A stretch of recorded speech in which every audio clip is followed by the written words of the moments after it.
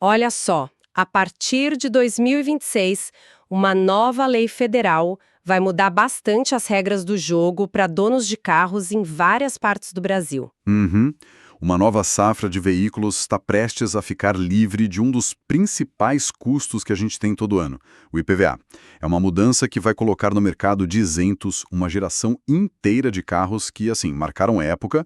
A gente está falando dos modelos fabricados lá em 2006. Exatamente. E o nosso objetivo hoje é mergulhar fundo no material que recebemos para essa análise. Certo. São vários artigos de publicações como O Tempo, Autopapo, Auto Esporte, e eles listam dezenas desses carros que vão ganhar isenção. Ok. A nossa missão aqui é usar essas listas para responder uma pergunta que eu acho que é fundamental. Manda. Comprar um carro com 20 anos de uso para não pagar imposto é uma decisão financeira inteligente ou é uma bela de uma armadilha? Uma pergunta que vale milhões, literalmente.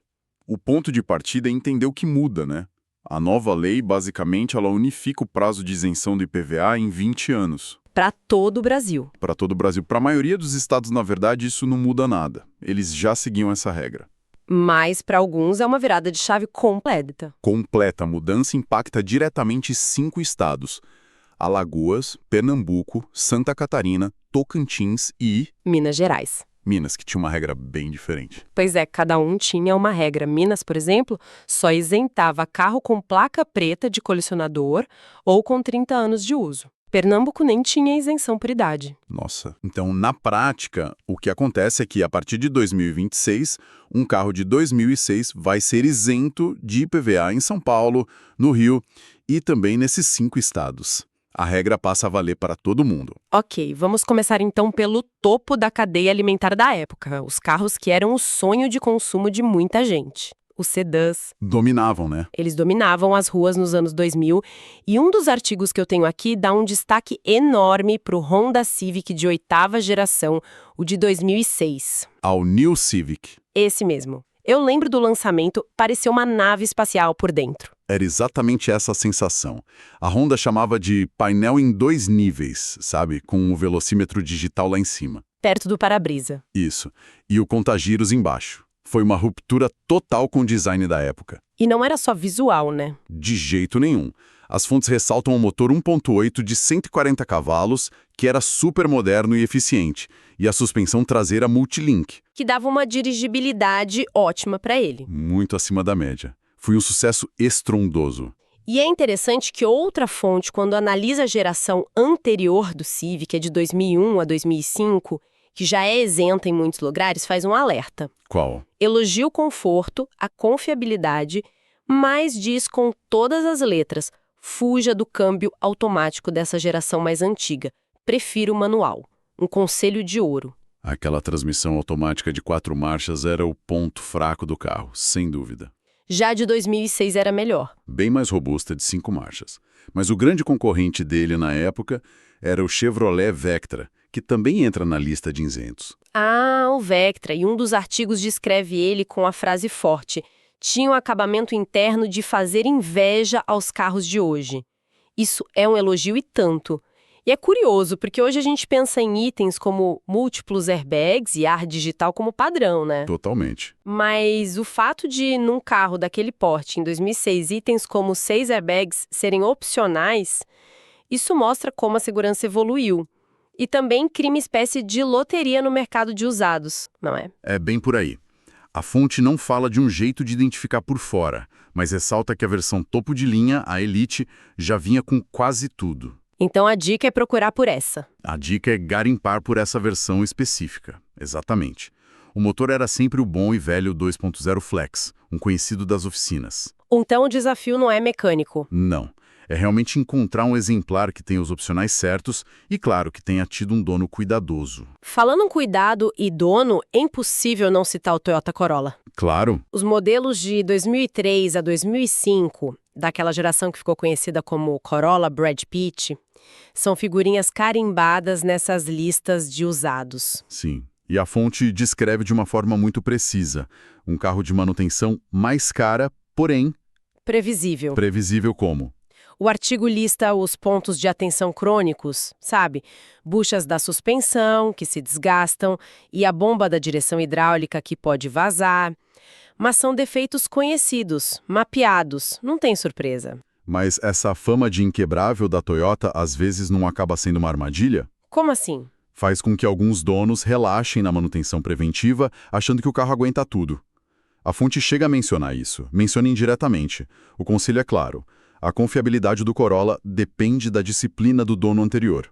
Entendi. Se ele seguiu o plano de manutenção trocando óleo e fluidos no prazo, você tem um carro para a vida. Se ele confiou na fama e negligenciou, a conta uma hora chega. E costuma ser alta. É a escolha da tranquilidade, mas tem que checar o histórico. Exatamente. E para fechar os sedãs, um que trazia uma proposta diferente.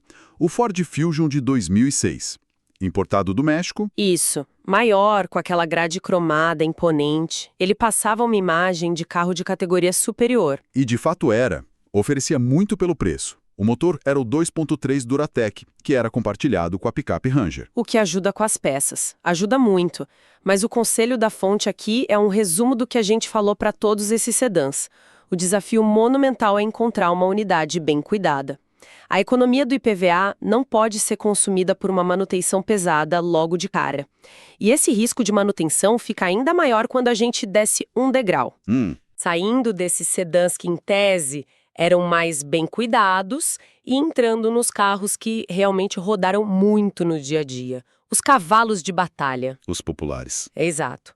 Um dos artigos chama o Volkswagen Gol da geração G3 e G4 de líder absoluto entre os usados.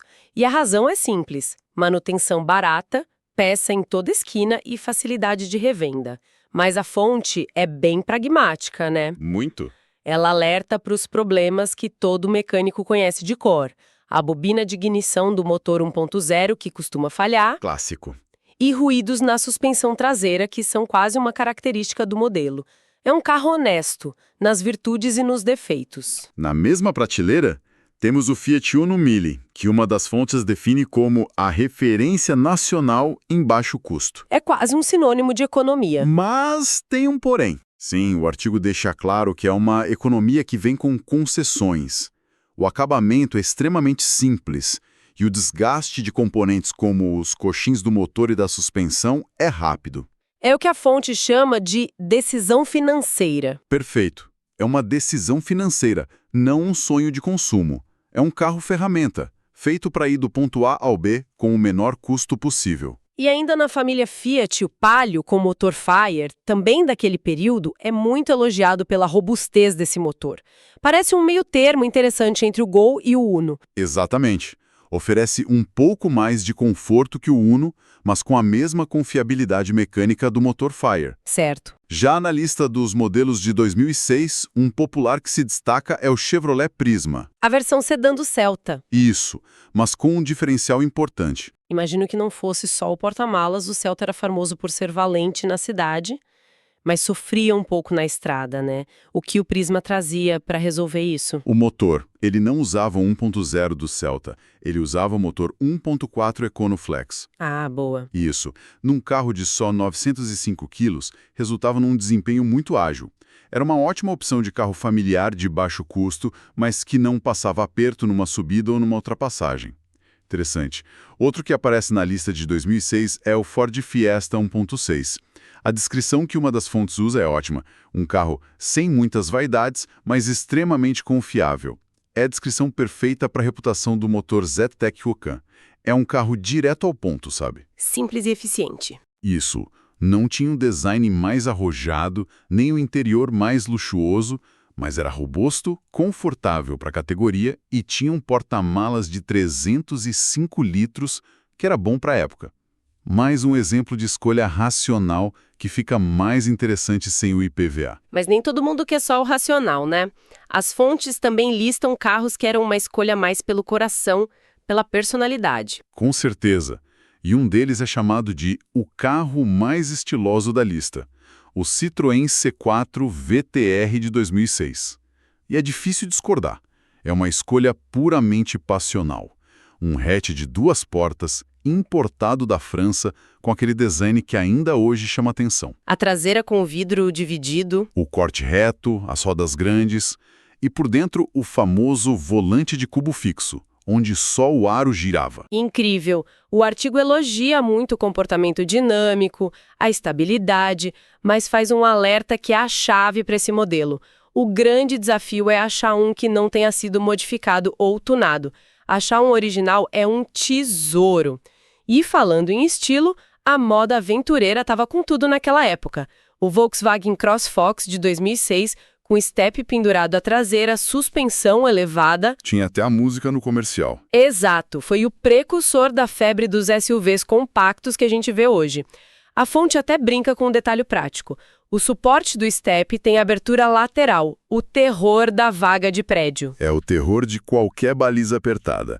É o primeiro item a amassar na parede da garagem. E eu li uma coisa fascinante sobre o concorrente dele, a Fiat Idea Adventure de 2006. Assim? O texto dizia que o acerto de suspensão dela, feito por um engenheiro específico, o Cláudio Demaria, a deixou melhor de dirigir do que a versão normal. Exato. Isso quebra totalmente o mito de que a versão aventureira é só plástico, né? Quebra completamente. A Fiat levou a fórmula a outro nível. Tinha mais apliques, rack de teto, o step, mas também tinha um trabalho de engenharia por trás. A suspensão era mais robusta e bem calibrada. Então ela era mais confortável. Mais confortável em piso ruim sem sacrificar a estabilidade. É um detalhe que mostra que, às vezes, a versão aventureira era de fato a melhor versão do carro. Que detalhe curioso. E as peruas? Uma categoria que hoje está praticamente extinta no Brasil, o que é uma pena. As fontes trazem duas ótimas representantes de 2006. A primeira é a escolha segura, Toyota Fielder, a perua do Corolla Brad Pitt. Leva toda a confiabilidade do sedã, toda com o bônus de um excelente porta-malas de 411 litros. A segunda é mais ousada, a Peugeot 206 Escapade, a versão aventureira da perua 206. Aí já acende a luz amarela. A gente entra naquele terreno complicado da fama da manutenção da Peugeot. Sim, mas é aqui que a análise das fontes traz uma informação que vale ouro. Opa! O artigo faz uma distinção muito importante. Quem criou a má fama da marca no Brasil foi principalmente o problemático motor 1.4 de 8 válvulas. Certo. A Escapade usa um motor 1.6 de 16 válvulas, o mesmo do 206, 307 e C3 da época, que é considerado confiável e robusto. Então, o motor dela é bom. O motor é bom. E por causa da desvalorização geral da marca, é possível encontrar uma Escapade bem cuidada por um preço muito baixo. Se a manutenção estiver em dia, pode ser a melhor relação custo-benefício de toda essa lista. Ok, vamos tentar organizar as ideias. A gente passou por sedãs confiáveis, populares robustos, opções versáteis com estilo. Depois de tudo isso, a isenção do IPVA para esses carros é uma oportunidade ou uma cilada? Olha, a resposta que emerge das fontes é: depende do dever de casa. Certo. A isenção do IPVA é um benefício financeiro real, palpável. Mas ele não pode anular a realidade de que se está comprando um carro com 2 décadas de uso. Não é um carro novo, não. Uma das fontes é muito direta nisso: quilometragem alta, desgaste natural de peças e histórico de uso pesado são regra, não exceção. Então o segredo é conhecer os pontos fracos de cada modelo antes de se apaixonar por ele. Os artigos que a gente analisou são cheios de dicas práticas, quase um guia de sobrevivência. Exatamente. Por exemplo, eles mencionam o cuidado com o câmbio CVT da primeira geração do Honda Fit. Sei. É um câmbio excelente, mas que exige a troca do fluido específico da Honda no prazo correto. Se o dono anterior economizou nisso, a conta do conserto é altíssima e anula qualquer economia com imposto por anos. É uma troca de um custo fixo, o imposto, por um custo variável e potencialmente muito maior. Perfeito. Outros exemplos. As fontes alertam para as falhas elétricas crônicas nos vidros e travas do Volkswagen Polo daquela época, um clássico também. Ou a sensibilidade dos primeiros motores turbo de injeção direta, como o do Audi A3 Sportback de 2006, que também entra na lista. Carrão! Fantástico! Mas um problema na bomba de alta pressão ou nos bicos pode custar o preço de um Fiat Uno. Ou seja, a análise deixa de ser sobre a reputação da marca e passa a ser sobre o histórico daquele modelo específico. Daquele carro com aquela placa com aquele dono. É um trabalho de pesquisa, de detetive quase. Exatamente isso. A economia com o imposto precisa ser colocada na balança contra esses possíveis custos. Se a pessoa escolhe um Fiesta com motor Zetec Rocan bem cuidado, a chance de ter problemas caros é baixa. Entendi. Agora, se a aposta num Citroën C4 VTR que passou por múltiplos donos e tem sinais de modificação, o risco é altíssimo. A decisão é menos emocional e mais matemática. Então, no fim das contas, o que tudo isso significa é que a isenção do IPVA para carros com 20 anos é, sim, um grande incentivo. É um incentivo. Ela abre um leque de opções muito interessantes no mercado de usados. Mas é uma oportunidade que exige que o comprador seja ativo, que pesquise. Que se informe. Isso. É a chance de ter um carro que caiba no bolso, desde que a escolha seja muito bem pensada. Se a gente conectar isso a um cenário maior, a decisão transfere o custo de um imposto anual, que é fixo e previsível, para um custo potencial de manutenção, que é imprevisível. A chave é mitigar o risco. Exato. Optar por um modelo de mecânica simples, com peças fáceis de encontrar e com problemas já mapeados pelo mercado, como muitos que a gente citou, isso pode transformar a oportunidade num negócio muito vantajoso. É uma mudança de mentalidade na hora de comprar um carro. Menos apego à novidade e mais foco na durabilidade e no custo de propriedade real. Exatamente. E para fechar, fica uma reflexão que as fontes não abordam, mas que é uma consequência natural disso tudo. Vamos lá. À medida que essa frota de carros com 20 anos ganha uma nova vida sem o peso do imposto, como a demanda crescente por esses veículos mais simples e acessíveis pode impactar o mercado de carros novos de entrada, que estão cada vez mais caros e complexos. Interessante. Será que a gente não está vendo um renascimento do apreço por uma mecânica mais pura, mais analógica e menos dependente de uma tecnologia que, com o tempo, também se torna um enorme passivo de manutenção? E se ainda não está inscrito no canal, inscreva-se já, deixe o like e veja o vídeo recomendado no card acima.